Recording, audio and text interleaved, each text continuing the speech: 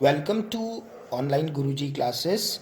Guys, जैसा कि मैंने आप सभी लोगों को बताया था कि आरआरबी का हम लोग 60 डे का टाइम टेबल अपना लाने वाले हैं। 60 डे के टाइम टेबल का आज डे 1 है।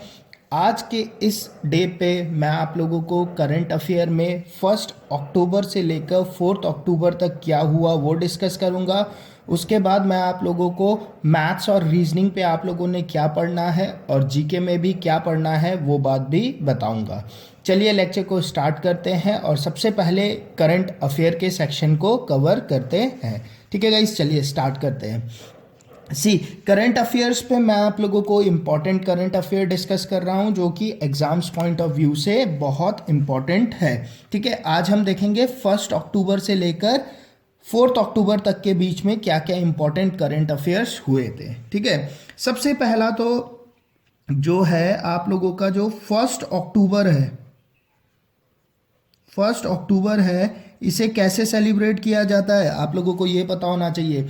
International day of older person. ठीक है, 1 अक्टूबर जो है वो सेलिब्रेट किया जाता है इंटरनेशनल। आप लोग मेरे साथ वीडियोस को देखते भी रहिए और अपने साथ अपने नोट्स भी बनाते रहिए। ठीक है, टेलीग्राम के ग्रुप पे मैं इस वीडियो के जो पीडीएफ हैं वो भेज दूंगा। ठीक है, international इंटरनेश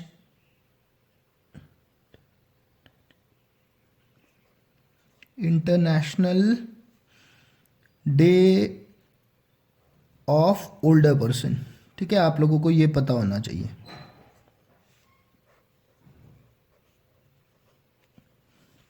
international day of older person बनाया जाता है।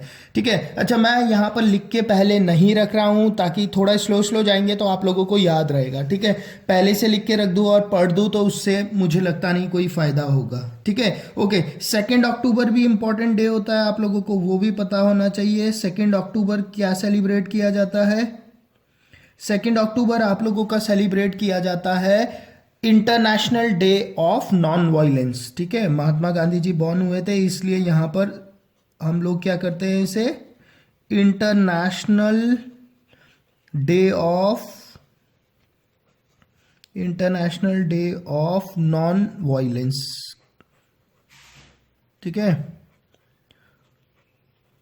International day of non violence. Clear guys? तो ये 2 दिन इंपॉर्टेंट थे आप लोगों के 1 से 4 अक्टूबर के बीच में। ठीक है, अच्छा और क्या क्या हुआ? सी थर्ड आप लोग लिखो युवराज वाधवानी। युवराज वाधवानी। अब युवराज वाधवानी के साथ क्या हुआ guys? Asian junior squash championship इन्होंने जीता। ठीक है, युवराज वाधवानी ने क्या जीता? Asian junior squash. स्क्वैश एक गेम होता है। ठीक है, स्क्वैश चैंपियन।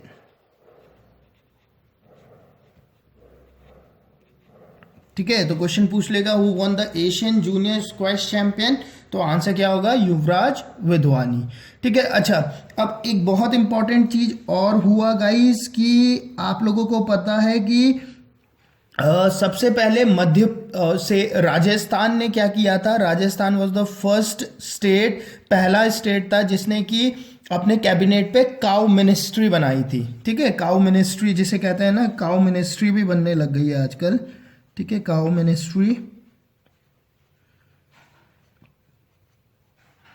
तो क्या किया गया था? सबसे पहले राजस्थान ने बनाया था, बट रिसेंटली अक्टूबर पे जो सेकंड स्टेट था जिसने काउ मिनिस्ट्री बनाई वो था मध्य प्रदेश। ठीक है, तो आप लोगों को दोनों पता होना चाहिए कि पहला स्टेट कौन सा था? राजस्थान था, और जो सेकंड स्टेट रहा जिसने काउ मिनिस्ट्री बनाई वो है आप लोगों की Madhya Pradesh.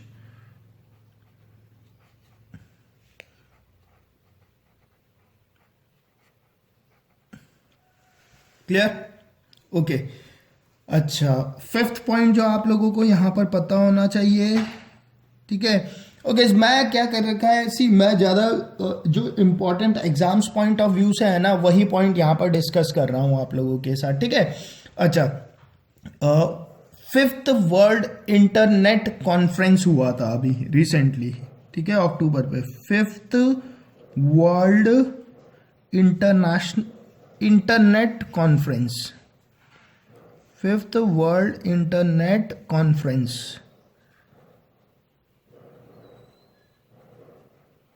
Fifth world internet conference, ठीक है।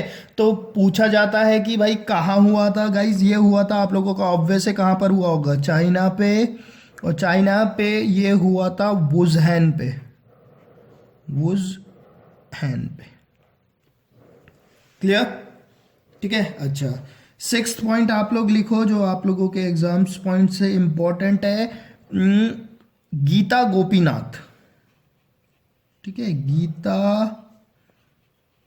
गोपीनाथ, ठीक है, गीता गोपीनाथ। गीता गोपीनाथ क्या हुई, गीता गोपीनाथ को अपॉइंट किया गया as a chief economics by IMF, ठीक है, अपॉइंटेड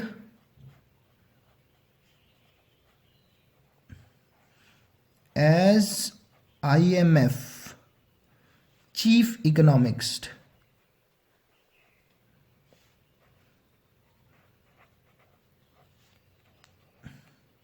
अब इंपॉर्टेंट क्यों है, क्यों, इससे पहले आप लोगों को पता होगा कि गीता गोपीनाथ से पहले जो चीफ इकोनॉमिक्स रहे थे आईएमएफ के इंडिया की तरफ से वो कौन थे, रघुराम राजन थे, और बाद में वो कौन बने थे, इंडिया के आरबीआई गवर्नर बने थे। तो प्रोबेबिलिटी हो सकती है कि गीता गोपीनाथ भी आगे चल के हम लोगों की क्या हो जाए, गवर्नर बन जाए, तो इसीलिए वो इम्पोर्टेंट भी है, clear, Gita Gopinath. Okay,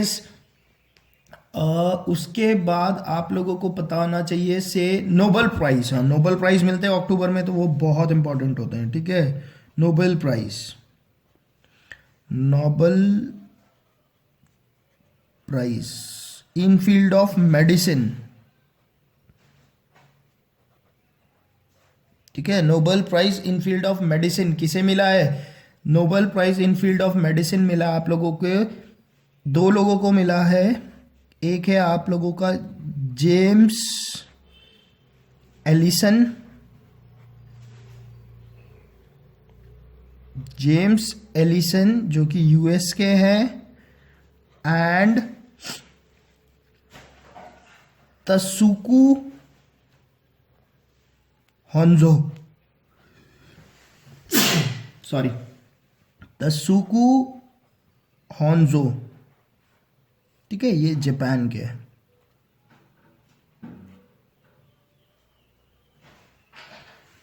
Nobel prize for medicine James Allison US के हैं और तसुकु होंजो जापान के हैं, ठीक है।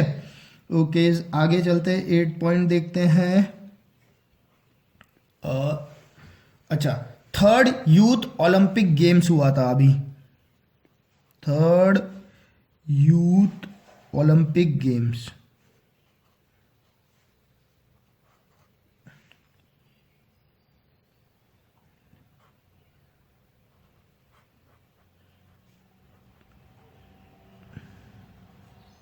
ठीक है, थर्ड यूथ ओलंपिक पिक गेम्स हुए थे अभी, ठीक है। ओके, तो ये कहाँ हुआ था गाइस, आप लोगों का, ये आप लोगों को पता होना चाहिए, ये आप लोगों का हुआ था ब्यूनोस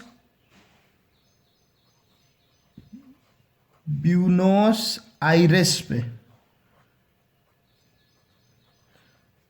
ठीक है, थर्ड यूथ ओलंपिक गेम्स हुए थे आप लोगों के ब्यूनोस आयरेस पे।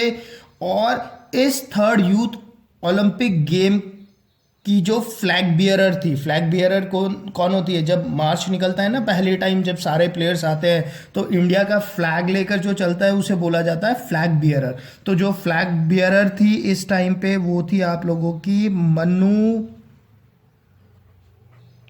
भाकर, ठीक है। कौन थी मन्नू भाकर पता है, ये क्या करती है, 10 मीटर एयर पिस्टल पे इन्होंने गोल्ड जीता था कॉमनवेल्थ पे, ठीक है। यूथ वाले जो होते हैं आप लोगों के, ठीक है। अच्छा, 9th पॉइंट आप लोगों के एग्जाम पॉइंट ऑफ व्यू से जो इम्पोर्टेंट है, नोबेल प्राइज मेडिसिन। अच्छा, रिसेंटली बीसीसीआई जो है वो आरटीआई एक्ट्स के अंदर पे आ गया है। तो ये क्वेश्चन पूछा जा सकता है कि कौन सी बॉडी रिसेंटली अभी RTI, right to information act के अंडर पे आ गई है। तो आप लोगों को पता होना चाहिए बीसीसीआई है, ठीक है। BCCI comes under RTI act, clear, ठीक है। ओके, चलिए आगे चलते हैं, थोड़े से पॉइंट्स और बचे हैं, उन्हें भी डिस्कस कर लेते हैं। अच्छा, अब नोबेल प्राइज फॉर फिजिक्स भी दिया गया था, ठीक है। वो किसे मिला है? सी, नोबेल प्राइज तो बहुत ही इंपॉर्टेंट है आप लोगों के एग्जाम पॉइंट ऑफ व्यू से, ठीक है। 10th नंबर पे देखते हैं, Nobel prize for physics, Nobel prize for physics, prize physics के लिए, ठीक है। नोबेल प्राइज फिजिक्स के लिए, नोबेल प्राइज फिजिक्स के लिए 3 लोगों को दिया गया था, ठीक है गाइस। एक थे आप लोगों के आर्थर एशकिन, सेकंड थे आप लोगों के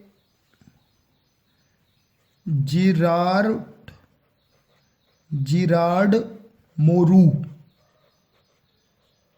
ठीक है। और थर्ड थे आपके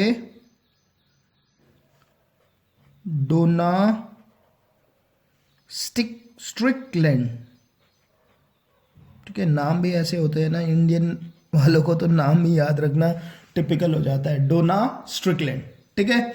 ओके, 11th पॉइंट आप लोग याद रखना कि अभी अभी हम लोगों के 46th chief justice of India कौन बने, बहुत इंपॉर्टेंट है। 46th chief justice of India बने justice Ranjan Gogoi, justice Ranjan Gogoi, justice Ranjan Gogoi, ठीक है। Okay, 12th point, third Asian para games हुए थे अभी, ठीक है। ये सारे भी पूछ लिए जाते हैं स्पोर्ट्स में ना, third Asian para games, third Asian para games, ठीक है। जो थर्ड एशियन पैरा गेम्स हुए थे ये आप लोगों के जकार्ता पे हुआ था, ठीक है। और इस थर्ड एशियन पैरा गेम्स का जो फ्लैग बियरर थे वो कौन थे? थंगवेलु मरियप्पन, ठीक है। थंगवेलु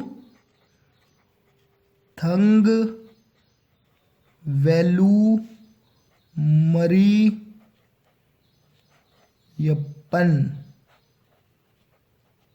ठीक है। ओके, 13 पॉइंट पे आप लोगों को याद रखना है, प्रेसिडेंट ऑफ इराक अभी अपॉइंट हुए हैं, ठीक है। President of Iraq, president of Iraq जो है वो है आपके बरहन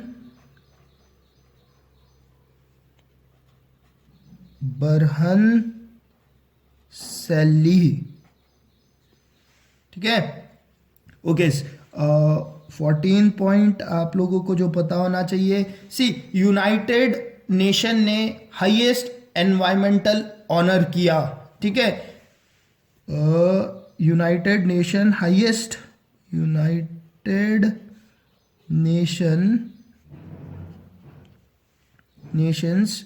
हाईएस्ट एनवायरमेंटल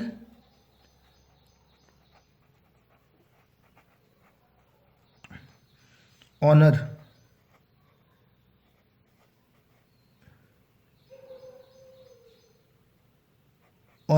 ठीक है।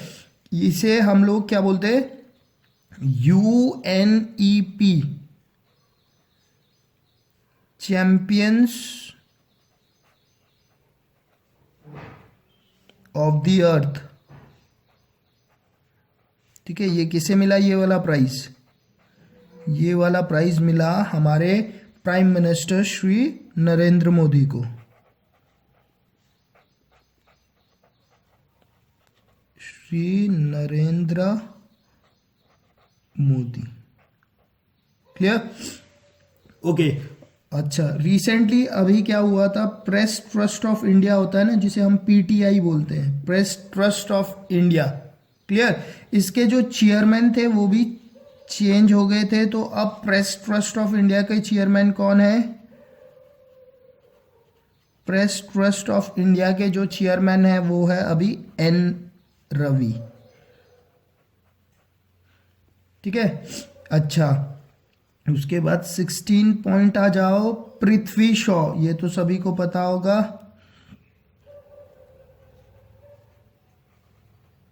पृथ्वी शॉ। कौन है पृथ्वी शॉ? पृथ्वी शॉ है youngest Indian to score a century on his test debut. Youngest Indian, youngest Indian अभी इन्होंने मारा था ना अक्टूबर पे, to score a century in his debut, test match पे। ठीक है ना, टेस्ट डेब्यू लिख लो।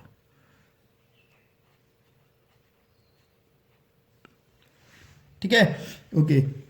17 पॉइंट जो है वो है नोबेल प्राइज। दोबारा से मेडिसिन का देख लिया, फिजिक्स का देख लिया। ठीक है, नोबेल प्राइज केमिस्ट्री पे देखो, केमिस्ट्री। ठीक है, नोबेल प्राइज से आप लोगों के क्वेश्चंस आ जाते हैं जनरली। ठीक है। अच्छा, फ्रांसिस एच आर्नोल्ड, ये भी 3 लोगों को मिला है। ठीक है, एक है आप लोगों का Francis H Arnold, Francis H Arnold. Second है जॉर्ज पी विंटर,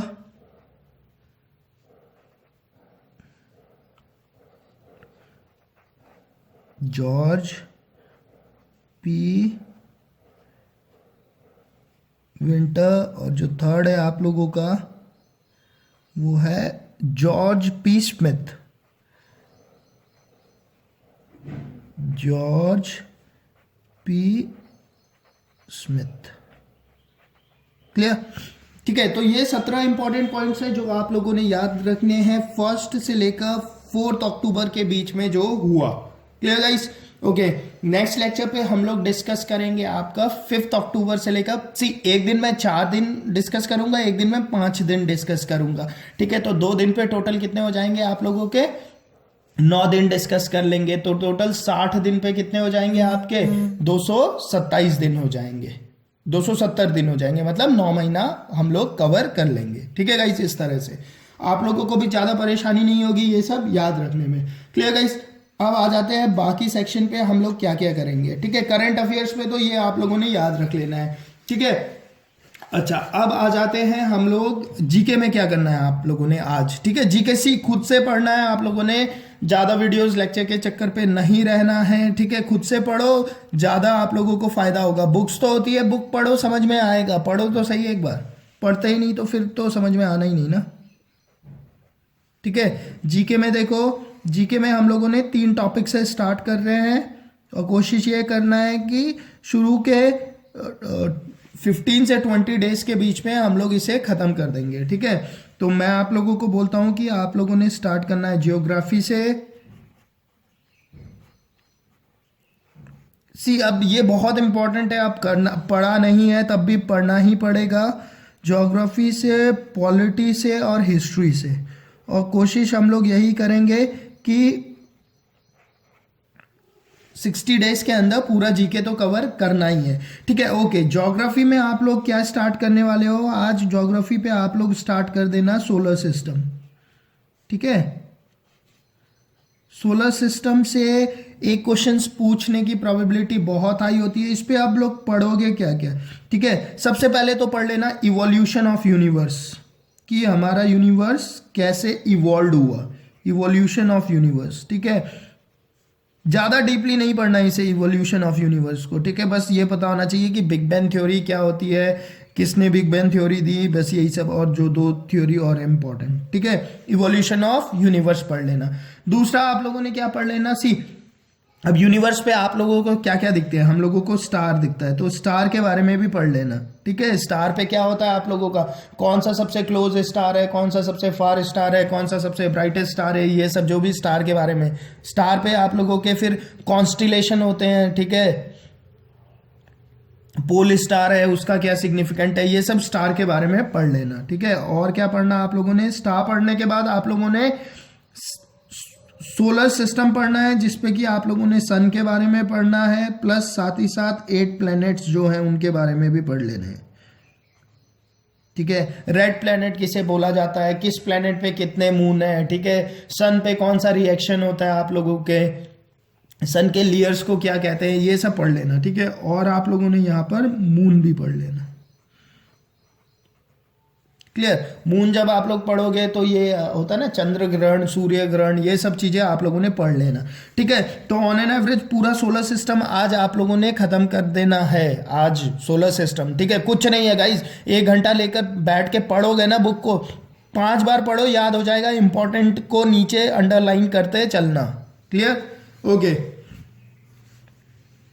अब सेकंड आ जाओ पॉलिटी पे। पॉलिटी पे क्या पढ़ना गाइज, आज आप लोगों ने पढ़ना है पॉलिटी पे मेकिंग ऑफ इंडियन कॉन्स्टिट्यूशन, ठीक है।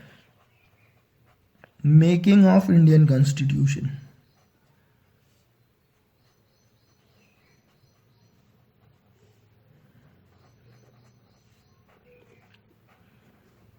Making of Indian constitution. Polity तो शायद हम 12-13 दिन पे ही खत्म कर देंगे, ठीक है। मेकिंग ऑफ इंडियन कॉन्स्टिट्यूशन पे क्या पढ़ना है आप लोगों ने, कॉन्स्टिट्यूएंट असेंबली पढ़ना है, कि कॉन्स्टिट्यूएंट असेंबली का फॉर्मेशन हुआ था तभी ये सारा सब चीज़ शुरू हुआ था, ठीक है। उस पर कौन कमिटी, कितने कमिटीज थे, उन कमिटीज के हेड कौन थे, ठीक है। कॉन्स्टिट्यूएंट असेंबली पढ़ना है, बुक पे सब लिखा हुआ होता है, ठीक है। बस हम लोग भागते हैं बुक से, बात वही है। कॉन्स्टिट्यूएंट असेंबली पढ़ लेना,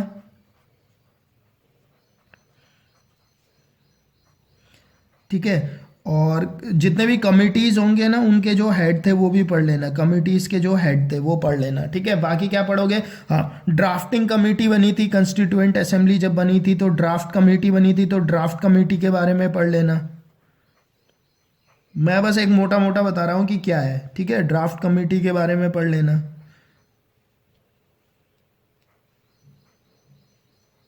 ड्राफ्ट कमिटीज के बारे में पढ़ लेना। और क्या पढ़ना है यहाँ पे, source of Indian constitution, source and silent features of Indian constitution पे, ठीक है। सोर्स ऑफ इंडियन कॉन्स्टिट्यूशन पे मतलब जैसे सुप्रीम कोर्ट है, ये कहाँ से लिया गया, ठीक है। फंडामेंटल राइट्स ये कहाँ से लिए गए, ठीक है। कौन से वर्ल्ड के कौन से कॉन्स्टिट्यूशन से ये लिए गए, ये आप लोगों को पता होना चाहिए। Source of constitution of India और silent features of Indian constitution, जैसे इंडियन कॉन्स्टिट्यूशन एक रिटन कॉन्स्टिट्यूशन है, सबसे बड़ा कॉन्स्टिट्यूएंट है, ये सब आप लोगों को पढ़ना पड़ेगा, ठीक है।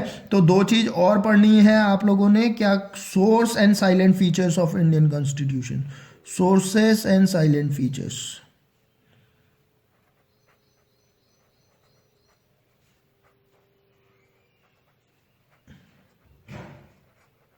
फीचर्स ऑफ इंडियन कॉन्स्टिट्यूशन, ठीक है। तो पॉलिटी पे इतना ही पढ़ना है आप लोगों ने। अब आ जाते हैं हिस्ट्री पे। सी हिस्ट्री पे हम लोग स्टार्ट करेंगे मॉडर्न इंडिया से, क्योंकि मॉडर्न इंडिया सबसे इंपॉर्टेंट है। उसके बाद हम लोग मेडिवल पे जाएंगे, फिर हम लोग जाएंगे एंशिएंट पे।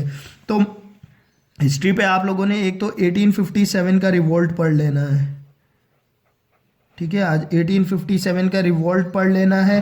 साथ ही साथ आप लोगों ने गवर्नर पढ़ने हैं, ठीक है।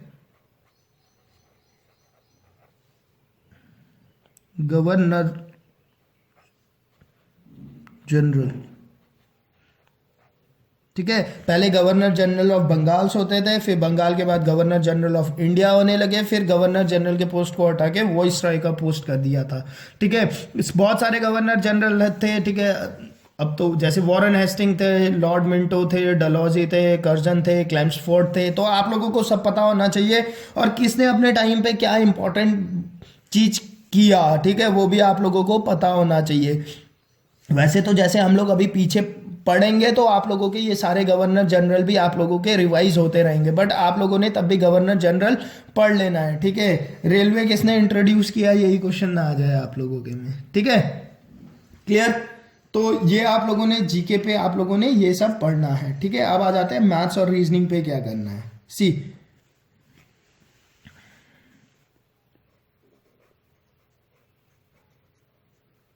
मैथ्स और रीजनिंग पे,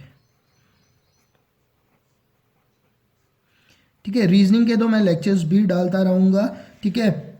फिलहाल मैथ्स पे आज आप लोगों ने करना है time and work.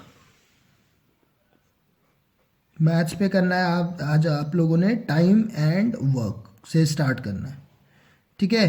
Time and work पे आज आप लोगों ने 4 लेक्चर्स करने हैं,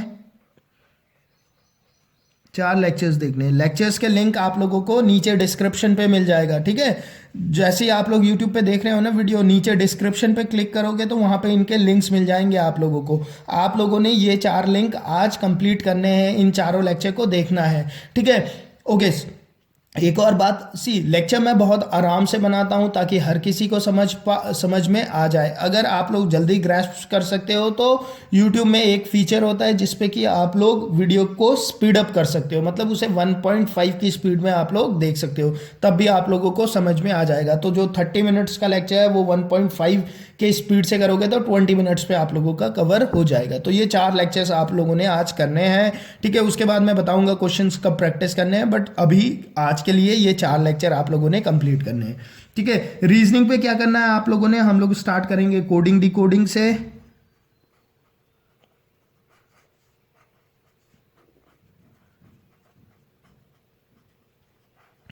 कोडिंग डिकोडिंग पे आप लोगों ने आज क्या करना है, अल्फाबेट को नंबर्स पे याद रखना है,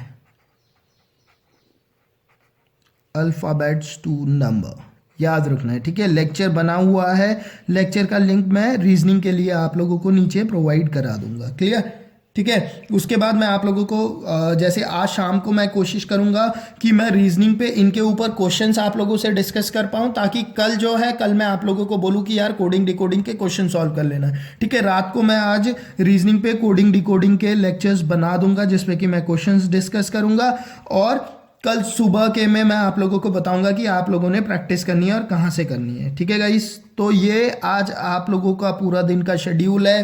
see schedule initially easy start होता है और धीरे धीरे ये टिपिकल होता जाएगा, तो शुरू से एकदम पकड़ बना के रखना, कोई भी दिन मिस मत करना। अगर मिस करोगे तो बाद में आप लोगों को प्रॉब्लम होनी स्टार्ट हो जाएगी, ठीक है।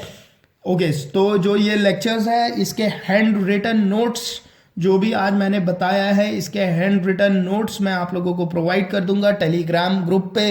टेलीग्राम ग्रुप का लिंक भी मैं कमेंट बॉक्स में नीचे पिन कर दिया है मैंने, अगर किसी को प्रॉब्लम है तो वो वहां पर जाके उसे ज्वाइन कर सकता है। वरना आप लोग अगर टेलीग्राम पे सर्च करोगे ऑनलाइन गुरुजी तो लगभग 550 सब्सक्राइबर्स हैं अभी वहां पर, तो आप लोगों को वो वहां पर इजीली मिल जाएगा, क्लियर गाइस। ओके, तो मेहनत स्टार्ट कर दो, आज से ही स्टार्ट कर दो, और एनटीपीसी आप लोगों का है। Thank you.